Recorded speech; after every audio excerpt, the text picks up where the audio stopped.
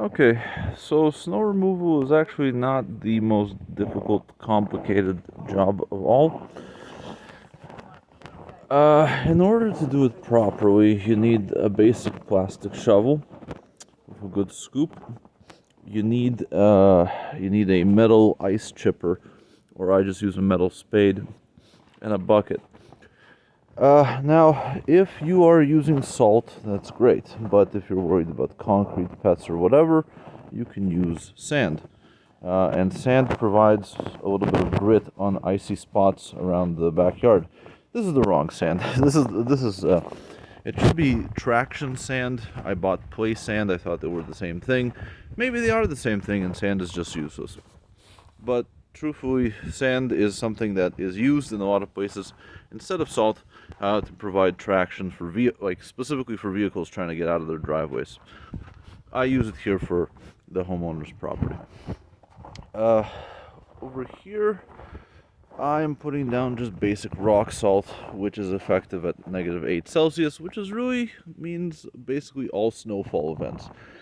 Calcium chloride is quite expensive and more useful, but it's quite expensive. So if you want to keep your costs low, really just buy rock salt, and if it snows at some point at like -15 or something, then you use calcium chloride. Uh, as a snow removal person, you want to keep public walkways heavily salted. Sidewalks are the city's job, and someone slips and falls there, it's the city's problem. But if someone slips and falls slightly closer to the property line, then now it's your problem. So it's best to salt the sidewalks as well and the roadways. Salt is your best friend in this kind of job. Here's your basic bucket. It's not too expensive either. Doesn't matter which rock salt you use, they're all basically fine. And you can see that even I applied it like 30 minutes ago, it's already working its way down. And by working its way down, I mean when the sun is melting stuff, the water mixes with the salt and it creates a slurry. That slurry, because it's got salt in it, doesn't refreeze at 0 degrees. So it doesn't turn to water and then just refreezes back into ice. It turns to water and then just kind of drains off into the concrete, damaging the concrete and damaging the garden beds, but leaving you with like a nice clean surface.